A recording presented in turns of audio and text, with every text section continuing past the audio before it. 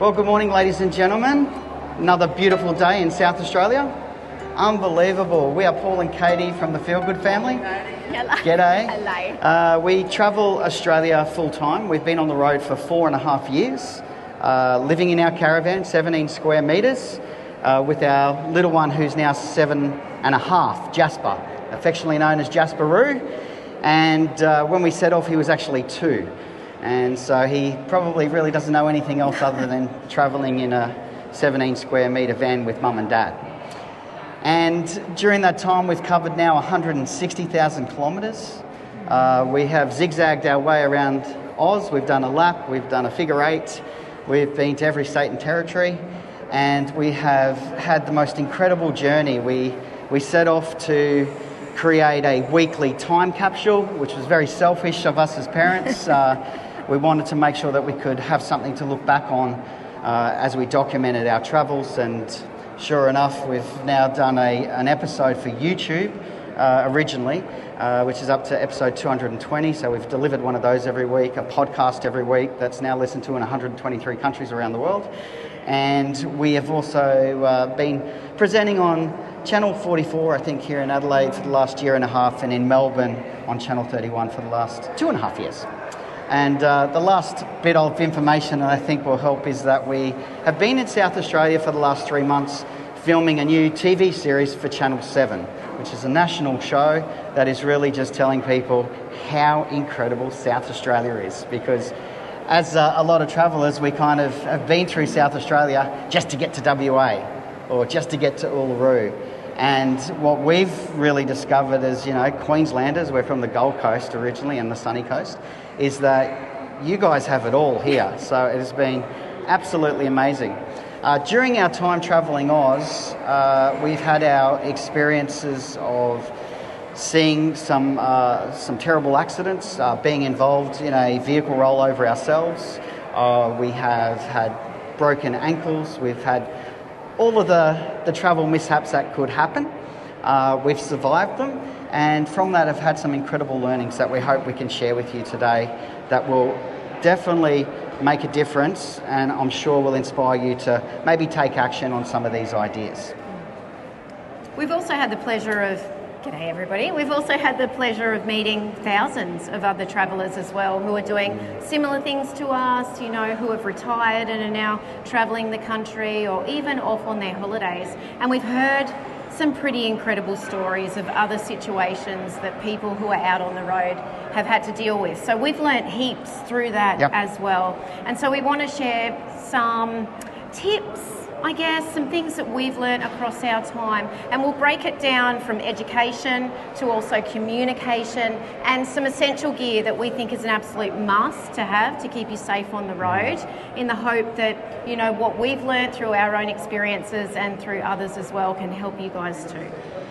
What I always think of, my dad used to say to me, it is so much better if you can learn from someone else's mistake or someone else's mishap. Yeah. But, sometimes it still hits the fan, and bad stuff can happen to good people too. So being prepared, I think, is probably key to this. The very first thing we did before we hit the road was like each other. That's a very good start before you roll down the driveway. Most important tip. Number one tip. And the other thing we did is that we went and did a towing course.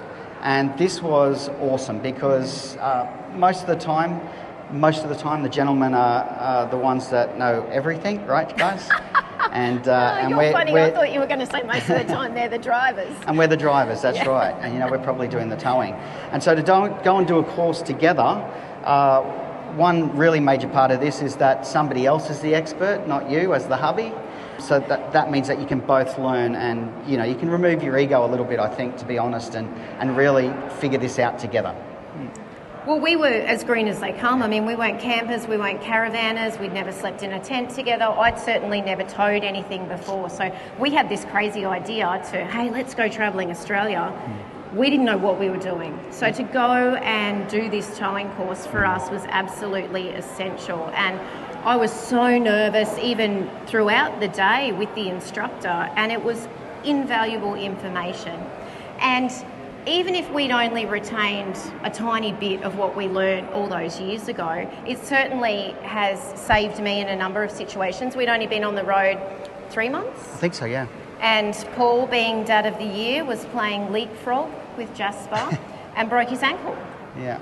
So into a moon boot he went. We swapped positions. I became the driver by default. I gripped the steering wheel. My heart pounded, but I managed to do it. And I did it because of the little tips and the information that we'd done in that towing course that gave me the confidence to be able to do it. Yeah. Otherwise, our 2 years around Australia would have pulled up very, very quickly and we wouldn't have gone anywhere. Fast forward a few extra months, we make it out to Winton in outback Queensland. Anyone been to Winton?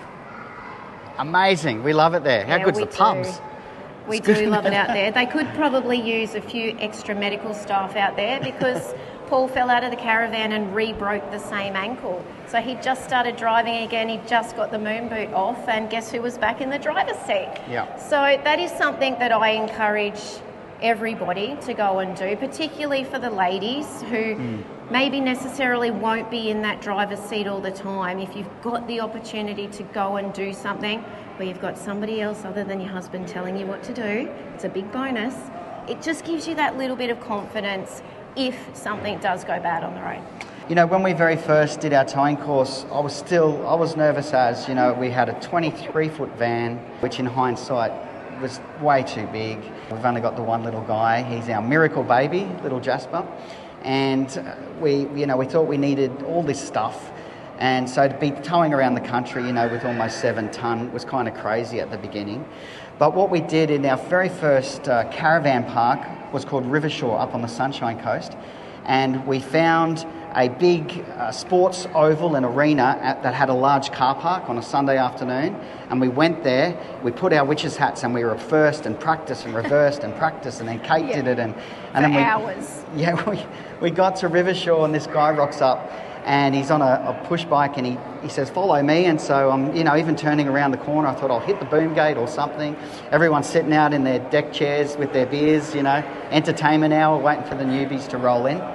And believe me, that happens. Yeah. Yep. And we go in, he stands next to my window and he goes, left hand down, right hand down, a little bit more, you're in. It was the easiest reverse park I've ever done. So it's, you can be prepared, but that was fun. So luckily for my first one, I was smack on. Yeah. I think something that we've learned across our time on the road and all of those kilometres is that anything that you can do to reduce stress is so important, because you're camping, right? You don't want to feel stressed about anything, and there's lots of simple little things that you can do to be able to reduce that stress. So education plays a really big part in that. Something else that we would encourage everybody to do is to get your vehicles weighed before you set off. Know exactly what you're dealing with and get a bit of an understanding of what these acronyms mean. And it's a minefield. There's so many of them. We still have to refer to the sheet. In fact, we've got a downloadable on our website for free so that people can access that information easily. But understand what that means. Go to a professional. They're all around the country. They'll come to you. We did that first stop and it was a massive eye-opener, because you think, no, we'll be right. Yeah. We haven't put that much stuff in. And then it starts adding up, and then you add your water tanks in, and then you add your groceries in, and all of these things that you wouldn't think about that actually weigh heaps. And learning the little tips and tricks about, well, hang on a second, if we move that from here to here, it's going to impact your weight positively and make the vehicle tow better. So all of those little things, again, understanding what that means is so important. Absolutely, Katie. Another thing we did was a first aid course. We live in Australia. We proudly have 10 of the world's deadliest snakes and plenty of other animals out there that just want to attack us, right? Of course, that's not true, but we do have plenty of wildlife and environmental potential threats. So to go and do a first aid course, do it together, particularly if you've got kids. I think in that time we've been to Emergencies with Jasper 3 times, where he has, we were out at an 80-mile beach. We were 21 kilometres from anyone even remotely near us, and Jasper split his head open so bad on the back of the tailgate on our first vehicle. I had the drone up. I ended up gaff taping his head. We didn't have a first aid kit that was really the proper thing. So now we have 2 first aid kits. We have one in the vehicle and one in the van. We have 2 fire blankets. We have one in the vehicle, one in the van. We have extinguisher in the van, extinguisher in the cab, extinguisher in the canopy. There's just all these other things that we thought, we should really be a little bit more aware of these mishaps that can happen. So first aid course, and if you can, try and get them to cover off on snake bites as well and spider bites, particularly snake bites. Get a snake bite kit. There's plenty of them out there, and first aid, very important. Yeah. So let's Comms. move on to communications, because this again is a really important part of being on the road as well. And I'm not just talking about how you get on with your partner, although that is very important. You do need to like each other, as Paul says, before you hit the road. Otherwise, it's all downhill from there. But being on the road so often, there is essential communication that you need to have, particularly when it comes to truck drivers.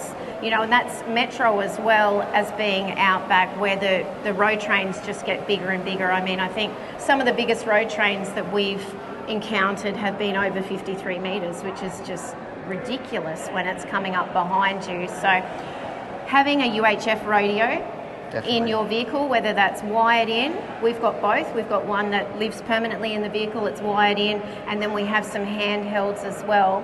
But being able to communicate with other drivers and truckies absolutely takes the stress out of towing. Yeah, it is the tool that we left without. And then we were doing the Explorer's Way, and it was very clear because of our drive down here that we were going Adelaide to Darwin. This is about 2 years ago. 2.5 years ago, and I ended up going to ARB, and they fitted and kitted one in our previous vehicle. Awesome. Then got a couple of portables, as you said, Katie. The ability to be able to communicate and give clear indication of what your intention is honestly, it'll save you having a problem. What's the difference between getting abused? It is the difference between sometimes being abused as well. Quite often, truck drivers are out there, this is their full-time job, it is their profession, they know what they're doing, and there would be a huge amount of frustrations that would come with that due to other people's inexperience and driving capabilities as well. So I think once you sort of get through that, you start at a better playing field. When we see a truck coming up in our reverse camera, another essential item I would say is to get a camera on the back of your van that is either a twin camera. We have one that has a narrow lens that is straight down to the bumper bar, and then we have one that's a wide lens that can see 300 metres behind me. I can clearly see this guy's coming up behind me. I already have my UHF radio on channel 40. Before he's even close, I say, "Good morning, mate. I'm in the Zone RV. How you going?" And he goes, "Oh, yeah, good morning, mate." I said, "Listen, just give me a yell when you want to come round." We're now very clearly he's... We're buddies. Well, we're buddies, but he's also clocked me. He now isn't off daydreaming or thinking about just, zooming past. He's actually in, a relationship with me over the UHF. He'll then say, "Mate, I'm about to come round you." No worries. As he comes around, I maintain speed. I don't speed up or anything. But as he comes around me, you can bet you that, particularly with these 53.5 metre trucks out in the outback, that you are probably going to get some sort of vacuum, which means that you'll feel yourself being pulled towards, and you don't want to oversteer. Just understand that's normal. It's not, don't be scared of it. It took me ages to get used to this, particularly if you've got a really large van and it's like a big wind sail. And then once he's up beside me, I do let off the accelerator just slightly, and that just gives him a free flow. I'm in a bit better control, and he's around, okay? Another thing that I'd recommend is that if you are in, and once he goes around, he goes, "Good on you, mate. Have a good day, hey? Safe travels." And now that's it, we've communicated clearly. When I haven't communicated clearly and we're sitting out there on 90, that's our general speed, it's our sweet spot. I have been abused. I've been told, "You bloody idiot caravanners," and it's not necessary, but had I communicated early enough, that would not have happened. Yeah? "Hey, mate, how you doing?" Yeah? So that's key, I think. Another really great use of those UHF radios is for when you're reversing into a campsite. And look, we, without a word of a lie, have had people pick up their camp chairs, come and put them out on the curb, crack their beverage and wait for us to roll in. You know, it's the afternoon entertainment, and it happens everywhere. Jacob's Well. Yes, it was at Jacob's Well Caravan Park. Yes, they were lined up watching everyone come in. I was on the radio to Paul. I said to him, oh my goodness, you won't believe it, we're putting on a show. But it does happen, and you don't want, again, that added pressure of people are watching, and that's, we all do it, you know, somebody rolls into the campground, it's a natural thing to do. Watch how they're going to go, you know, get out your scorecards. But using the radios to assist in that is really, really fantastic, particularly if you are in areas where you don't have mobile phone service. So I'll either ring Paul and talk to him. We've got our car set up so that he can have the phone call through the car audio. I'll be at the back of the van. We've got clear communication. Now, some tips that we've learnt through trial and error, a few arguments along the way, is how to speak so that we understand each other's language. And it's Mars and Venus, right, normally. Yeah, so having that really clear communication is so important. So when I'm directing Paul into a campsite, I will always refer to the driver's side and the passenger side. I never say right or left, because depending on where I'm standing, is it my right, is it his left? It's just too confusing. You can't get confused if you use driver and passenger side, so that's a really great tip. Another awesome thing that we do is I say to Paul, no way, you get out. So G.O.A.L, as in G.O.A.L, get out and look. If you're the driver, don't rely on the person who's directing you. Get out, take the 30 seconds, a minute maybe, to get out and have a look at the campsite. Even if there's nothing and nobody else around, Paul still hops out, because in his head he knows exactly how he wants the van to be positioned, what vista he wants to take in. So he'll get out of the car and he'll go like this on the ground for me. I always do this. Draw a little triangle on the ground, and I know that is exactly where the back of the van needs to be. And then it's super easy. We're on the phone, we're on the UHF radio, I can direct him in, and then he loves me. There's no arguing. We've landed it exactly where we want it to be, and we're not the laughing stock of the rest of the campground. Perfect, yes, get out and look, it's awesome. And also my version of a tree and Katie's version of a tree is your perception in life across your relationship is very different, agreed? Yes. Yeah. Another thing with the UHF radio is if you do have kids or you travel with your grandkids, is to get them into an understanding of how to use that device. Heaven forbid that you were in an accident, but we know that Jasper, if he was the only one who could reach a UHF radio, he would be able to get some attention somehow. One thing that we also do is that we have the portable ones. We have a couple of 2-watters that are a bit more for fun, and we have a 5-watter, which is more serious and weatherproof and waterproof and all of that. But we will head off on secret spy missions once we've set up camp. Jasper and I will go out playing, and Kate will be back at the van, and I let him completely control the scenario on how he communicates back to headquarters under the secret spy mission that we're on. And that is a great way for him to understand how to call for Kate, listen for her, and then Kate will say, hey guys, lunch is up. You know, it's just a great tool, and it's a great thing to teach each other. That's actually a really good point, Paul, and with mobile phones as well these days, if you are travelling with little ones, show them how to make an emergency phone call, because heaven forbid something happen and they are the only ones who are able to reach for help.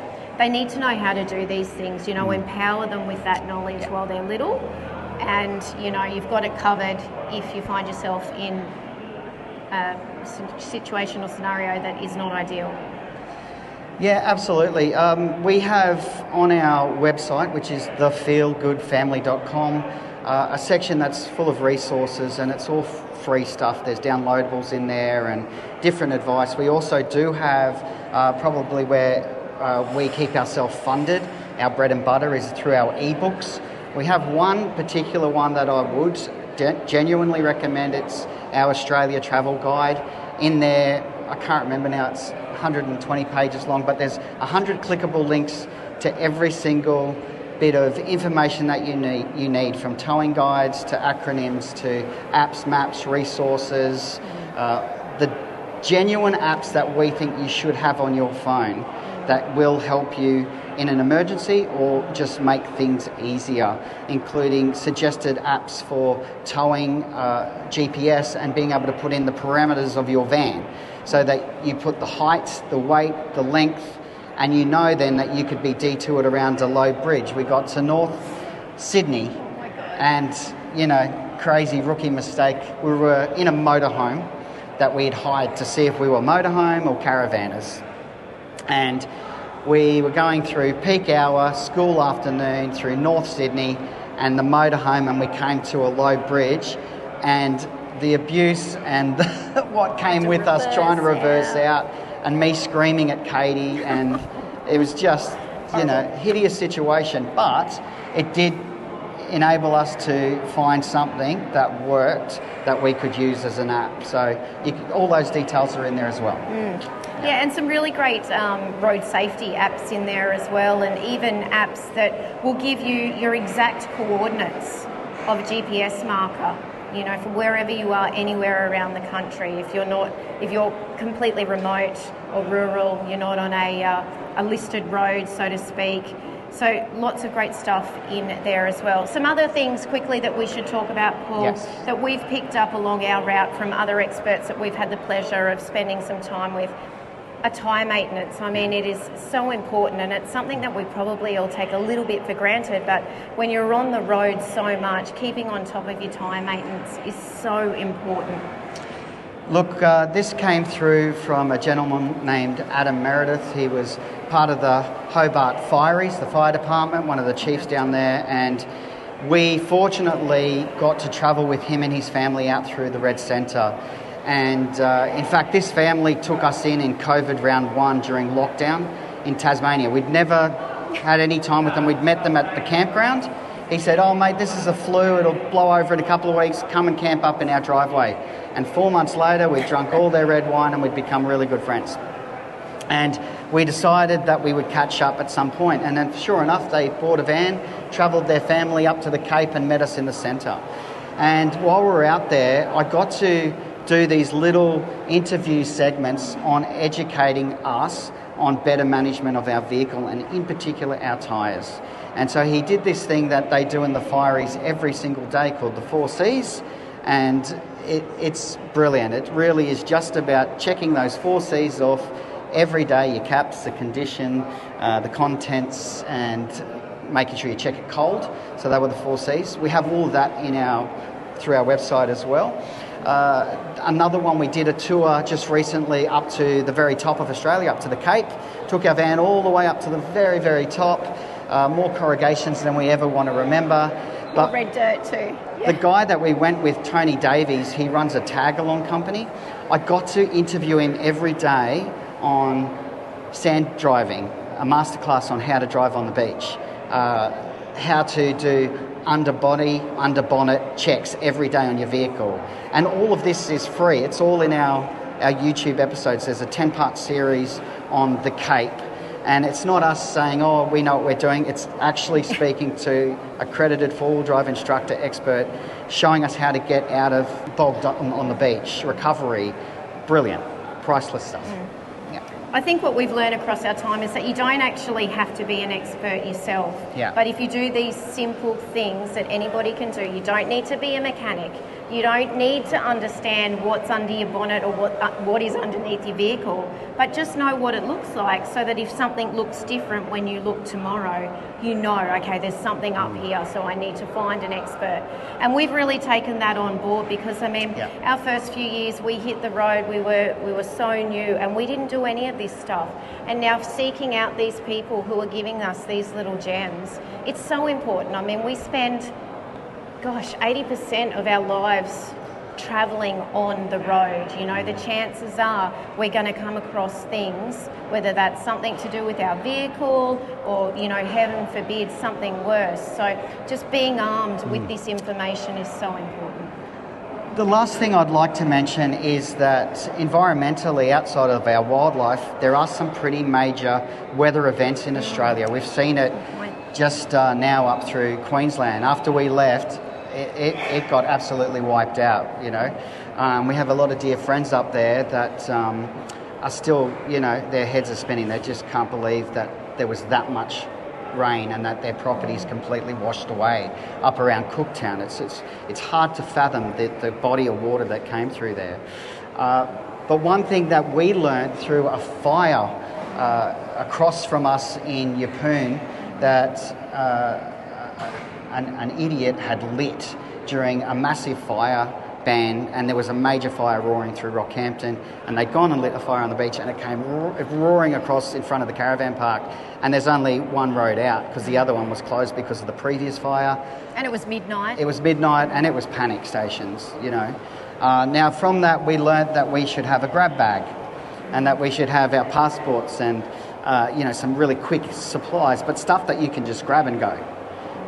You know, some first aid in there as well, some water, purifying tablets, just a handful of things. We've done a list of that as well in our ebook as well, but these things that you don't really think about until it's almost too late, you know. So I think having a grab bag is very important, having an evacuation plan. You know, when you pull into these places, if it is fire season, have a think, just clock it in your head, have a discussion over a cuppa or a beer. What do we need to do if we have to get out of here? You know, not to make it a panic thing, just think about it. Yeah, that's good advice, Paul, because a lot of these places may be a one road in type of scenario depending on where you are camping as well. Paul, in his previous life, worked on cruise ships, and so he's always had that mentality. It doesn't matter whether we're in a hotel or whether we are sailing on the Spirit of Tas. The first thing he does when we get to our room is look on the back of the door at the evacuation plan. You are here, and this is where you need to get to. And we've taken that across now because we did get caught out in the bushfires, and we hadn't thought nor planned or even, it never even entered our head that we would find ourselves in a situation like that. And of course it happens everywhere around the country. So just thinking about those little things again, save stress, keep you safe.